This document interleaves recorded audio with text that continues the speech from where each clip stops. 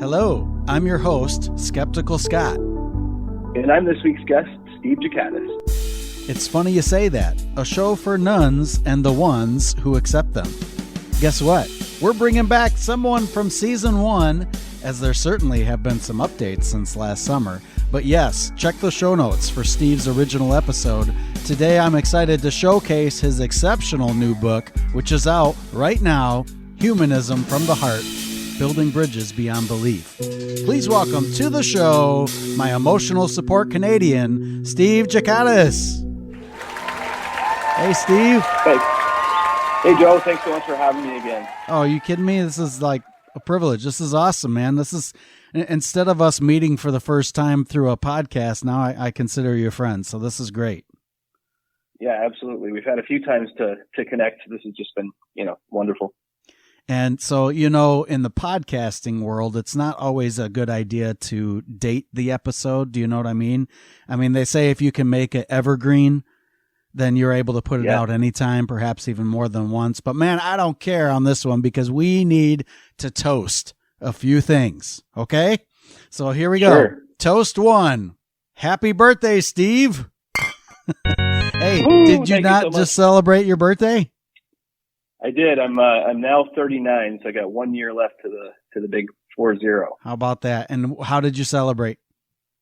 I actually went to Toronto, where outside of Toronto my mom lives right now, so I get to spend my birthday with her. And then I was also doing a presentation for the West Hill United Church in Toronto. All right. Went pretty well then, I take it? Yeah, it was really well received. Well, a lot of people were really pumped about working together with other people with different backgrounds and worldviews. I feel like you're traveling a lot lately, and we'll get to that in a minute. Here comes a second toast, though. Second toast. Happy election, Steve. Yeah, thank you so much. I mean, I know it's hard to talk politics sometimes, but electile dysfunction down here in the States. Are you feeling okay now that it's over? Yeah, I mean, in Canada, luckily the parties aren't too far apart from each other. Like there's a lot of commonalities between each of the groups. But I'm definitely happy with the way things turned out. I'd say that's a good picture for what we're talking about today, as far as being closer together than we realize. Let's go ahead and we're going to do one more toast. Happy birthday, Steve, again, because you've given birth to your book. And that really brings us to the meat of this particular episode. Last time you mentioned that you were in the process of editing and re-editing, but hey, it's done. So tell me some good news about the launch of your book. Yeah, there's lots of good news behind it. I mean, the first thing is that I did have a launch in person at Storytellers Bookstore in Windsor, Ontario. I sold over 50 copies at that point. I think it was closer to 64 or 65, but I wasn't really counting at that time. I was just going by names on paper. Yeah. But since then, I've sold close to, I think it's 300 copies at this point. It's pretty much in all the stores around, Amazon, and through the libraries, local libraries where I am. Very, very cool. And in fact, listeners, for whoever emails me at heyskepticalscott@gmail.com, one of you, maybe even two, will get a copy of Steve's book. So that'll make 302, or who knows, by then 1,000, who knows, right? Wow, that's very generous. Thank you absolutely. So much. Hey, I thoroughly enjoyed your book, and I love how each chapter is like a dot on connecting dots. Like they each stand alone. There's a main point of every chapter, and they go by really quick. You can see though how it all connects at the end. Oh, that's awesome. Thank you. Yeah. And I think that I'm undiagnosed ADHD. So I kind of write in that, like each chapter being 2 to 3 pages instead of it being 10 to 12 pages. And I think that helps kind of keep the pace going a bit. I think it's more memorable that way too. So that's why we get an editor, right? I mean, they kind of help you bring it to a publishable format. Yeah. And that's kind of the funny thing with this book, because originally it had started out called something completely different. I had it named Midlife Musings from a Sarcastic Secular Humanist. And the editor took all my stories and was saying there's something missing here. You don't have like a unifying message. And it took me a little while to find out what that unifying message would be. And then when I realized that everything is from the heart, things started to flow onto paper really quickly, and I pieced together what it turned out to be today. Hey, that's perfect, because I was about to ask you about the title. I mean, your personality shines through the whole book. You're very funny, but I think you're courageous too. I mean, my day job is with a company with the word heart in it. What might be a misconception that people have when they see the word heart in a book title, would you say? Yeah, that's a really good question. I think that sometimes people think that it might be like a superficial thing. People might think like, oh, he's just saying it's from the heart because he wants to, hit that market of people that are just looking for, maybe a little bit of fluff or something, or maybe even like romantic. But it's not. It's more about like, compassion and kindness and empathy for people. And compassion and empathy, I mean, that does require courage and being able to stand our ground when advocating for people and whatnot. That's what really came across to me too. It's not just being warm and fuzzy, it's being honest. Well, I'm really glad you saw that, because I don't think I even really thought about that before you said it. So that's really nice. Well, I know sarcastic in the title probably would have had different problems. So, hey, I'm going to read a short part of your book that lays out the purpose. Okay. Here it goes. Both atheists and theists frequently share the belief that peaceful coexistence is out of reach. This book is my response in a world that too often feels like it's splitting apart at the seams. I hope this book offers you an insightful cornerstone and the tools to build bridges strong enough to share the weight of our mutual burdens. So that sounds a bit more palatable than what you also wrote inside the book. Don't be a dick. All right. So yeah, it's two ways of how's that for heart? Thing, right? How's that for heart, right? Different organ. But I suppose your editor would have flagged that immediately as the title too. But I'm still glad it made it in your book. Yeah, for sure. In fact, would you say when you speak, you sometimes use that line? Yeah, so when I do presentations, the first slide, or I guess second slide, because the first slide is kind of the introduction, but the second slide is always, don't be a dick, and then I attribute it to Buddha, and I get everyone laughing, and then I say, that's my presentation. Thank you so much for being here today. It's been a wonderful pleasure. And then I jokingly conclude and then move on to the actual presentation. When giving a speech, it's good to like break the ice a little bit. That definitely breaks the ice, and I think it's great. So way to go. Hey, we're not going to rehash your whole book today, but I do want to highlight a couple things. And we're going to do that through 4 t-shirts. How's that sound? That sounds great. I know you have no clue which t-shirts I'm talking about yet, so we'll just get authentic responses here. T-shirt number 1, humanist, because all we have is each other. Right? That kind of summarizes what you're about, wouldn't you say? Yeah, absolutely. Even the word humanist, for some people, they're not sure what that is. In fact, one of the comments in your book was, "Ooh, I love humanitarian efforts," right? Yeah. So can you tell us about that response? Yeah. So our local humanist group here, we have the shirts that say humanist because all we have is each other. And then I had someone approach me on the street while we were cleaning up, and they said, "Oh, I love humanitarian efforts."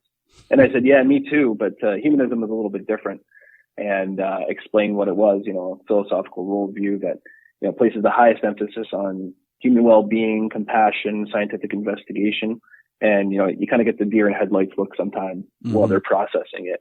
And then after that, they're like, "Oh, well, yeah, sounds great. Thanks so much for doing what you're doing." So yeah, walking away going, just thinking, you've planted a seed for sure. All right. Yeah. T-shirt number 2. There is no hell. Be kind anyway. I actually went looking for that shirt, but what kind of conversations spring from wearing a shirt like that? Yeah, I've had anywhere from people saying, "Yeah, I totally agree with that," to, "I should just punch you in the face for wearing something like that." And so what do you think that was about when that person says I should punch you in the face for that? Well, I think initially they may have taken it a different way. Maybe they just thought like, who are you to say that there is no hell? That's not for you to decide, kind of thing. But when I approached them and said, "Oh, do you think you approach me with kindness?" Because the shirt's talking about being kind regardless if there's, if there's a hell or not. And I think it kind of, he realized, but that at the same time it was too late. He was already in a hostile stance, so he couldn't really back down and apologize. So I kind of had to walk away. I actually love that whole interaction that you outlined there and how you really demonstrated that second half throughout the whole thing. I don't know how you can say there's no hell, though, when you're the former mayor. That is true, yeah.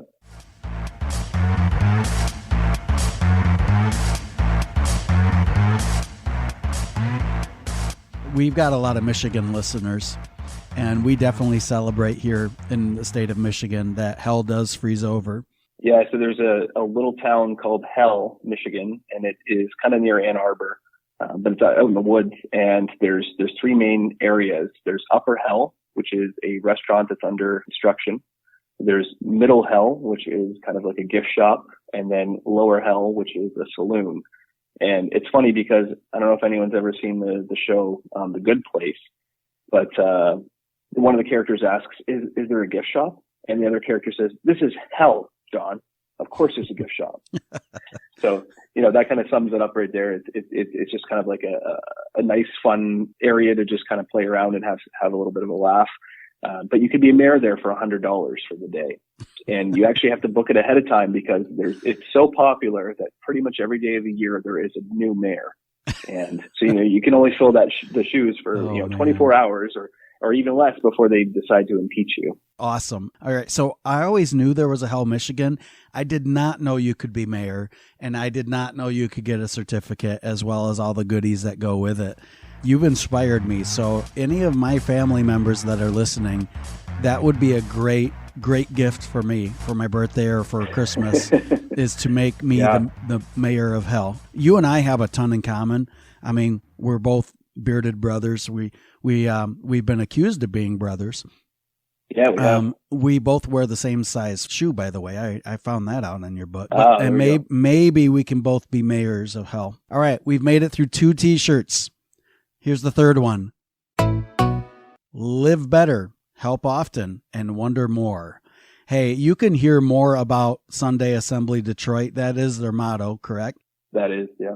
And you can hear more about Steve's work with recovering from religion on that first episode in the show notes. But one thing I would definitely like to know, now that you're president of Sunday Assembly Detroit, did I get the title right?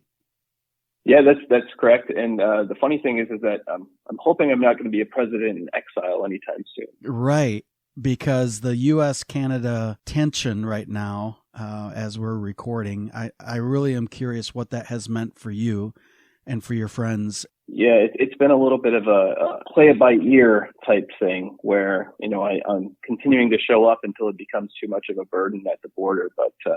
But right now it seems like it's okay. The last time I went through, actually, they said, "Oh, I remember you from last time. Yeah, go on through." So how about that? Wow, good. They're treating me pretty good right now.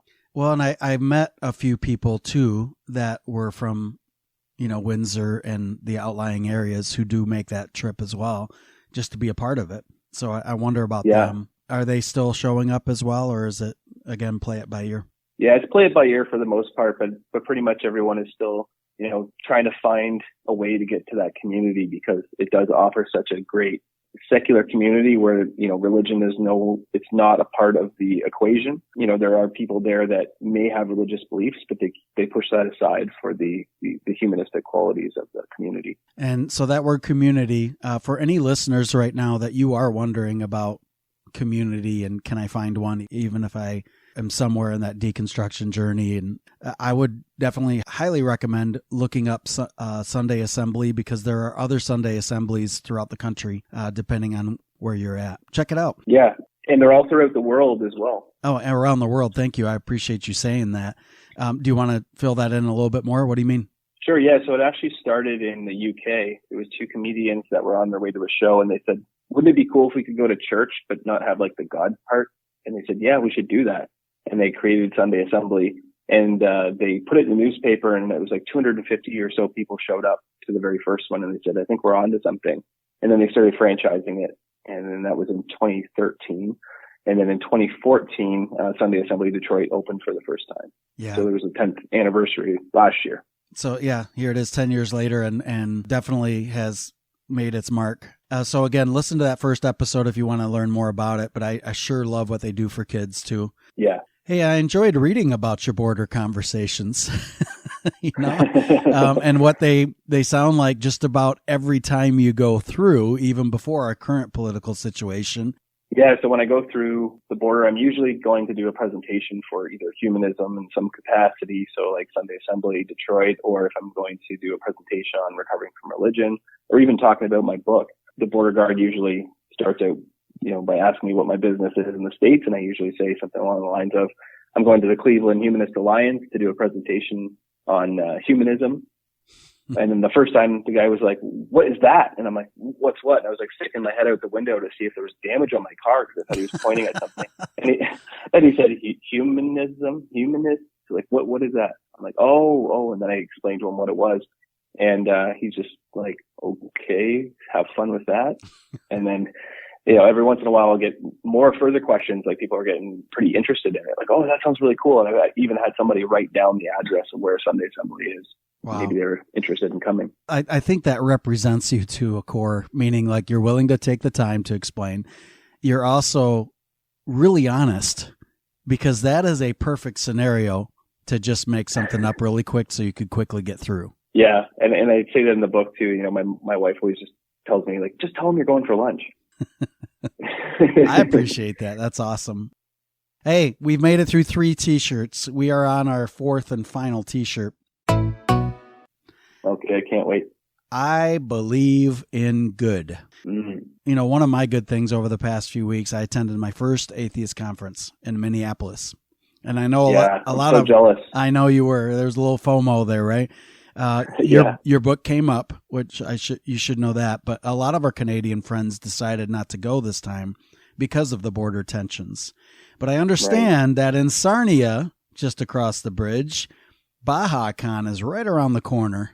So you're going to be there, right? Yeah, I'm going to be representing Recovering from Religion. We have a booth there. So we have a big old tablecloth that says "All questions welcome here," and I'm going to have tons and tons of people at the table asking me questions and what RFR does for the community. For people who have never been to any kind of conference like that, how would you describe BajaCon to somebody who's like, what is this, bacon? BajaCon? What is that? And what could they expect from a conference like that? Yeah, so it's the Blue Water Atheists, Humanists, and Agnostics. So Blue Water is the bridge that crosses from Sarnia into, I think it's Port Edward. Is that what it is? Port Edward, Michigan? Or Port Huron, maybe? I don't know. One of those two. I'm not sure. We might have to look that one up. But, yeah, that's all right. But it's a conference that I guess if I could describe it in one word, would probably be like bliss. You're walking into a giant community of people from all over the world, and there's people coming from like Scotland and Portugal, and like countries from far away that all come together in this one place, and everybody is on the same page. Did you say bliss? Yeah, bliss. Bliss. I like that. Cool. I guess what I'm hearing you say is that we're on the same page, even though we come from different places. Yeah, absolutely. And it's like, you walk in and you just belong immediately. That's pretty cool. Yeah. And I certainly experienced that in Minneapolis, and just meeting people from all over the country. And it was easy. That's the word. It was easy to be with each other and just, hey, what are you doing? Let's go out to eat. Let's have a conversation. So one of my favorite things about your book was about being a parent, which I don't feel like we talked about that too much before. So to hear that in your book was really neat. It's awesome to be a dad, isn't it? Oh yeah. One of the best feelings in the world, but also potentially one of the worst feelings in the world at some point. That's great. And I believe in good, that you and I believe in doing our best to be a good dad. But wouldn't you say, Steve, that fathers who know Jesus know best? I mean, if someone feels that way, then it's all the power to them. But, I may have a little bit of a difference in opinion of that. But yeah, you saw that on a billboard, I know, and I know it bothered you a little bit, and you're past it now. But what would you prefer that billboard say? Yeah, so it was on the sign outside of a church, and it was a big shock to see that because it's just their opinion. And the funny thing is, it's like, I feel like sometimes signs like that kind of push people away because if they're trying to bring people in, that's kind of the wrong message to send. I think this message should say something more along the lines of parents who try their best are the best parents for their children. Yeah. And you're right that when you see fathers who know Jesus know best, there's an underlying message there. There's an opposite to that is kind of insinuated, isn't there? Yeah. Yeah. Mm-hmm. And so one of the parts in your book, you have 10 do's and 10 don'ts on if you were quote unquote father, like father of the world. Right. So I'm going to bring up just 2 of them, and I'd just love to hear your reaction. Your number 5 don't. You say, I would never impose a choice on my kids or on them that forces them to either worship me or face dire consequences. A lot of people will bring up that God loves them unconditionally. Right. And I always say, well, it can't be unconditional if there's conditions on it. Right. So one of the main things when I was writing this book, I was thinking, like, if I was, the father of everybody, I wouldn't make it conditional. I would love people no matter what. I would love everybody no matter what, even if they were making mistakes. I would do my best to help them through those issues, and like any other father would. Yeah, and as you said in the book, true love and respect, it can't be demanded through fear or coercion. That, I think about the concept of free will. In order there to be free will, that love must be given freely as well, and right. that yeah. It being earned through trust, holding a gun to someone's head saying, I love you or else doesn't sound like a free will situation to me, or an unconditional situation. Yeah, for sure. Respect is earned, and there needs to be mutual respect in all relationships. And certainly you do hear people say fear of the Father or fear of God is a good thing, but I just, I don't buy that. So let's go to number 3, do.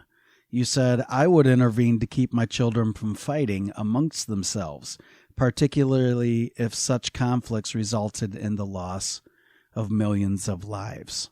There's just been so many conflicts over the years, like, that have been caused by differences in opinion and differences in religion. And I feel like, if I was in the shoes of someone who's in charge, I would just kind of send them in 2 different directions to go and maybe think about it and come back to the table when they've got a cooler head and they can discuss, working together. We have to be at a peaceful place to create understanding first, right? Yeah. And, people fear what or who they don't understand.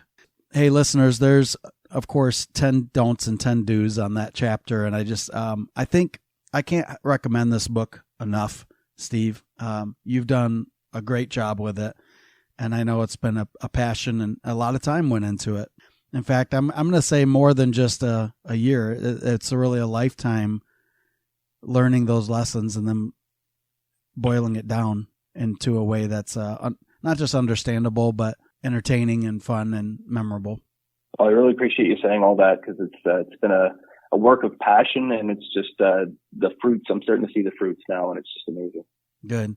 Well, guess what, Steve? It's that time of our show. It's time for the Skeptic of the Show.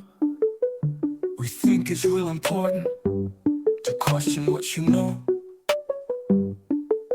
But before you leave this podcast, it's the Skeptic of the Show. Today's skeptic is Steve. All right. So, Steve, I know Artie, you know Artie Fisher. Hey, Artie. Hello there, handsome. Hello, Steve. She's felt a little left out. She will read straight from your book. Too often, atheists are painted as nihilists without morals, while religious people are dismissed as dogmatic zealots. Neither caricature reflects reality. By asking better questions and listening with genuine curiosity, a la street epistemology, we can find common ground. What gives your life meaning is a far better conversation starter than, why do you believe in myths? Similarly, acknowledging our own uncertainties, whether about the universe, ethics, or the future, can open doors to dialogue. In the end, the goal isn't to convert or deconvert, but to coexist. Evidence is a tool, not a weapon. It can guide us toward understanding, but it's empathy that helps us walk across the bridge. Thank you, Artie. Hey, Steve, I like how you were able to weave in 4 E's. You weaved in empathy, experience, evidence, and epistemology. Any comment? that you want our listeners to know? Yeah, absolutely. And that's the thing is that, everyone feels like they have all the answers. And I think the biggest thing that we can do to bridge the gap is to understand that we don't have the answers, and that maybe each of us has a piece of the puzzle that we can maybe, help insert and build that world that we want to see together. Yeah. And let's take care of our world, because that's what we have. That's all we get in this one life. Absolutely. Well, hey, is there anything else you want our listeners to know? I'm working on a sequel right now. No way. Really? Oh yeah. It's going to be called Humanism at Hand, Practical Principles for Peaceful Partnerships. Come on. That's perfect. And it's probably going to take me a while, but I'm going to continue the same type of message and the same type of humor and heart that the last one had. I totally see the building bridges here, right? I see the bridge from the first to the second just in that title. Listeners, in the book, one thing I appreciate too is there are discussion questions. So right now, if you have a book club or you want to start one, this is a great one, and the questions are already provided. Thanks a lot, Steve, for joining us on Funny You Say That. Thanks so much for having me. It's been a blast.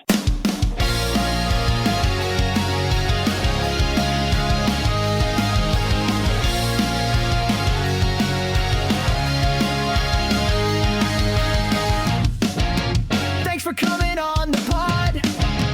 Man, we're glad to have you on. What can you tell us about your book? You got a little something in your teeth.